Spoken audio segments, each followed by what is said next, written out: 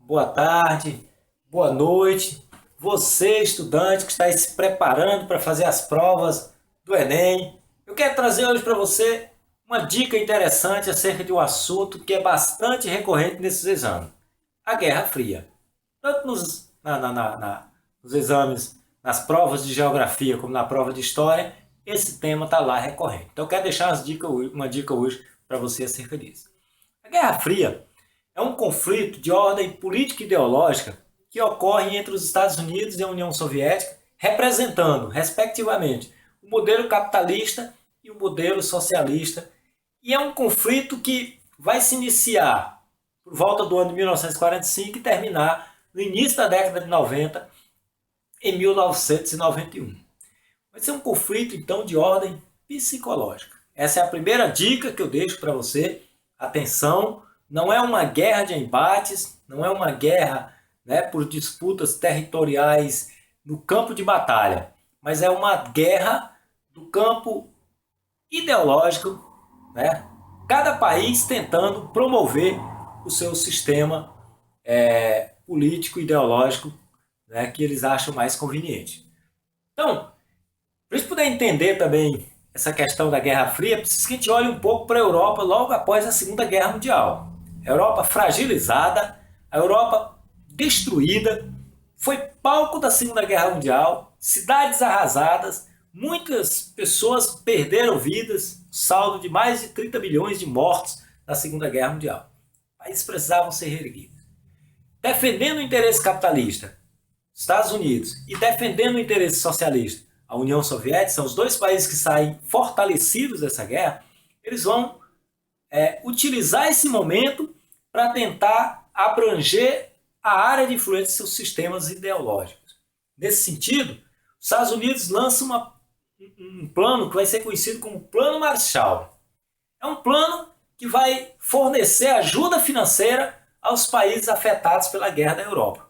Uma ajuda financeira com empréstimos a longos prazos, né, para tentar reerguer aquela economia. E cada reação de um lado era contestada, era logicamente combatida com a ação por outro. O Plano Marshall foi criado pelo lado americano, logo os soviéticos, a União Soviética, cria o Comecon. O Comecon é uma versão socialista do Plano Marshall. Também é um plano que garante ajuda financeira para reconstruir os países destruídos ali e afetados pela guerra. Mais além, o bloco capitalista cria a OTAN, Organização do Tratado do Atlântico Norte. E atenção, a OTAN é um órgão de fundamental importância, porque ele tem o objetivo de garantir fazer com que todos os países que fazem parte do bloco capitalista, se forem atacados, todos devem se unir para poder combater esse inimigo. E aí, a União Soviética também cria um mecanismo de união das suas repúblicas, né? A união dos países que são dominados ali pela União Soviética. A União Soviética cria ou estabelece o Pacto de Varsóvia, que também era um pacto, né, que previa essa ajuda mútua em caso de ataque. Então veja que eles desenvolviam estratégias. E as consequências dessa guerra, elas foram muito além só do campo psicológico. Nós vivíamos sobre uma ameaça, o mundo vivia sobre uma ameaça de uma guerra nuclear, porque uma das consequências foi a corrida desenfreada, a corrida armamentista, né, que chegou a consumir boa parte da economia desses países. A Rússia investiu pesado em armamento, tecnologia nuclear. Os dois países, a gente diz que a guerra é fria porque não se enfrentaram, porque sabia que se enfrentasse, seria uma guerra de dimensões catastróficas. Corrida armamentista, uma das consequências. Uma outra coisa que ocorreu em decorrência da Guerra Fria foi a corrida aeroespacial. Quem dominaria a tecnologia espacial? A Rússia larga na frente, porque em 1957 lança o primeiro satélite na órbita da Terra e em 1961 lança a primeira nave tripulada pelo humano que faz a volta na órbita da Terra. Os Estados Unidos consegue esse feito até maior com a Apollo 11 em 1969 chegar até a Lua. E essa corrida armamentista, corrida aeroespacial, essa guerra ideológica, ela transcorreu durante todo o período que durou a Guerra Fria. E essa guerra, ela influenciou diversos conflitos que vão ocorrer nesse período.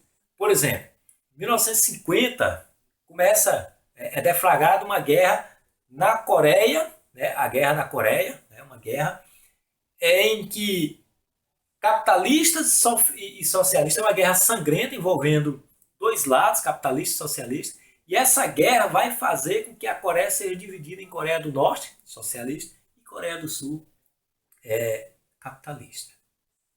Da mesma forma, a Guerra do Vietnã, na década de 60, em 1964, os Estados Unidos entram em guerra com o Vietnã, e essa é uma guerra muito onerosa para os Estados Unidos, porque essa guerra dura 11 anos e os Estados Unidos saem derrotados.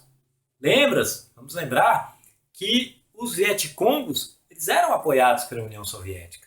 E tanto é que quando os Estados Unidos abandonam o campo de batalha em 1975, nós vamos ver que o Vietnã se torna um país comunista. Então, o mundo vivia sobre essa ameaça e diversos conflitos foram ocorrendo. Isso transcorreu até que a partir do final da década de 70, início da década de 80, o socialismo apresentava alguns sinais de desgaste.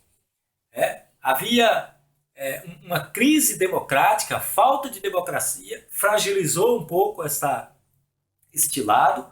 Também a crise em que se estabeleceu entre as repúblicas soviéticas também vai desgastar e vai contribuir para o fim da Guerra Fria. O atraso econômico em que se encontrava, né, a maioria dos países socialistas, vai fazer com que esse lado enfraqueça.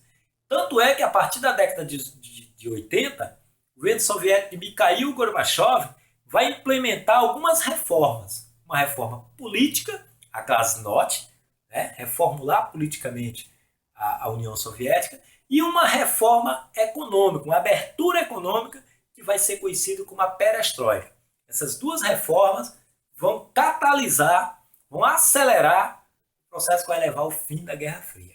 O marco final, o símbolo dessa guerra era o Muro de Berlim. E em 1989 esse muro é derrubado, as Alemanhas ocidental e oriental são unificadas. E ali nós temos basicamente o fim da Guerra Fria, porque depois é só uma consequência, 2 anos depois, em 1991, a União Soviética é extinta e diversos países vão lutando por sua independência naqueles territórios. Um outro assunto. Então estudem bem, não esqueça de responder muitas questões sobre o assunto. Qualquer dúvida, comenta aí, faz um comentário aí embaixo, não esqueça de se inscrever no canal. Boa prova!